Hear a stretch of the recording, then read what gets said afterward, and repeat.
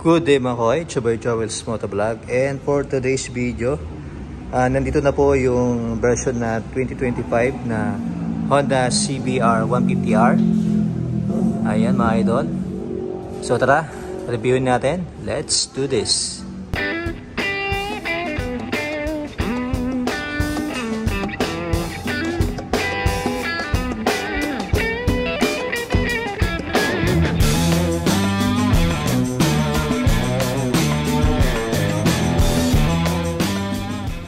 Ayan mga idol, so start tayo sa kanyang engine. 2.4 stroke, 4 valve, dual overhead cam, liquid cooled. Displacement is 149cc na may maximum power na 12 kW or 16 horsepower at 9,000 RPM. Maximum torque 13.7 Nm at 7,000 RPM. 4-inch stroke 57.3 by 57.8 mm. Compression ratio is 11.3:1 at ito po ay fuel injected na may fuel tank capacity na 12 liters and fuel consumption na 41.5 km per liters based on HUDC. At ang kanyang front tire is 100 by 80 by 17 tubeless at naka hydraulic disc na may 2 piston caliper. At sa likod naman is 130 by 70 by 17 tubeless at naka hydraulic disc din. Ayan, at naka single piston caliper. Ayan mga idol, so dito tayo sa kanyang front face. Ayan, meron siyang visor dito, windshield na naka-smoke. Ayan, may mga bolts po dito.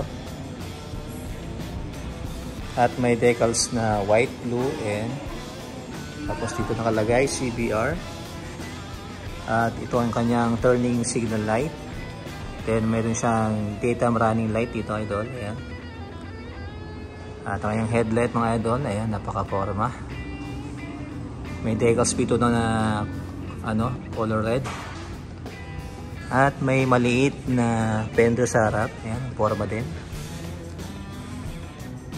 At naka-inverted na suspension. Kanyang radiator. At nandito po yung kanyang busina sa kaliwang bahagi. Yan. O, kaliwang bahagi. At syempre ito po yung naka-ABS. Naka 2-channel ABS siya. Front saka likod. Ayan, naka-display mga idol. 2 piston caliper. Naka-mags na gold. Ayan. Sa kanyang side fairing naman, ayan. So mayroon na pong nagbago sa kanyang mga decals mga idol. So ang dati, itong white na to, straight line po yan na white na gano'n. Ayan, hanggang dito lang yung white niya sa taas. Ayan, may nakalagay na racing. At tapos lumaki po yung letter R dito. Dati yan dito yung R niya dito yung malaki. So dito na sa taas. Ayan, CBR 150R. Ayan. Tapos yung decals niya po na continuously pa-straight na po siyang gano'n. Yung dati, gumanon siya. Pababa. Yan. At dito naman sa kanyang seat cowl, yung decals niya. Medyo lumit na siya. Dati hanggang dito yung niya, yung decals niya, yung white. Sa kanyang under cowl, ayan. Same pa rin mga idol, yan. May decals na Honda. At napansin nyo may mga may mga tali pa dito kasi kahapon lang ito na deliver. Ayan, ito kanyang brake pedal na color black, footrest sa kabilang sa likuran. Ayan. At ang kanyang suspension, ayan, monoshock. At ang kanyang tire hugger. At ang kanyang muffler na may heat guard. Ayan.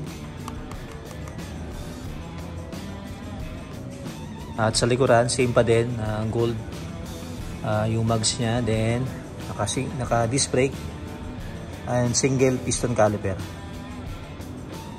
So sa kanyang taillight naman, ayan mga idol. Kita nyo ba madilim? Medyo madilim. Ayan. So may cutout siya dito. Kanyang turning signal light, reflector and projector sa kanyang plate. May sakto lang yung haba ng fender niya sa likod. So sa headlights at saka taillight niya, meron siyang winger mga idol. At ito naman yung kanyang chain mga idol, naka-sprocket. Meron siyang cover sa kanyang chain. Ayan. Okay din yung kanyang swing arm.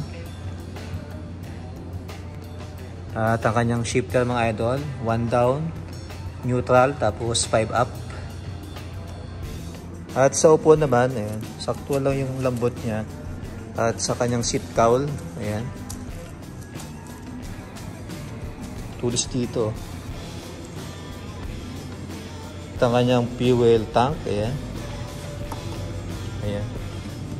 Bakal na to mga idol. Ay, hindi, fairings pala ito to. Ito ang bakal. Ito fairings to. May emblem dito ng Honda, ayan. At sa kanyang sa kanyang digital meter panel, ayan. Ito yung suspension niya, gawang Showa. Ayan. Ignition, ayan. At dito naman tayo sa kanyang left handle grip, ayan. Okay din yung kanyang clutch lever. Tapos may passing ko dito. High beam, low beam, kanyang busina and turning signal switch. Sa kabila naman kanyang electric start. So wala akong nakita yung kill switch niya. Ayan mga idol, ang kanyang curb weight is 138 kg na may seat height na 788 mm. Ground clearance is 151 mm. Wheelbase is 1310 mm. So yung version na 2023, ang kilogram niya dati is 135 kg. Ngayon may tatlong guhit na naidagdag, 138. At sa seat height niya, dati is 787, ngayon 788. At sa ground clearance naman, ang dati is 168 mm. Ngayon 151 mm na, so mas lowered na siya konti. Ayan. Bagay ba mga idol? Ayos. So ang cash ng mga idol is 189,930 pesos. And for installment, so mag-down ka ng 39,600 with LTO registration. At sa kanya namang monthly installment for 12 months, 16,016, 18 months, 11,840, 24 months, 9,752, 30 months, 8,499, 36 months, 7,664. May rebate po siyang 200 pesos. Ayan mga idol, sa mga gusto mag-purchase o mag-avail ng Honda CBR 150R, punta lang po dito sa may Honda Flagship Jensen along National Highway. And that's it mga koy. Salamat po sa panonood. It's your boy Joel's Motovlog.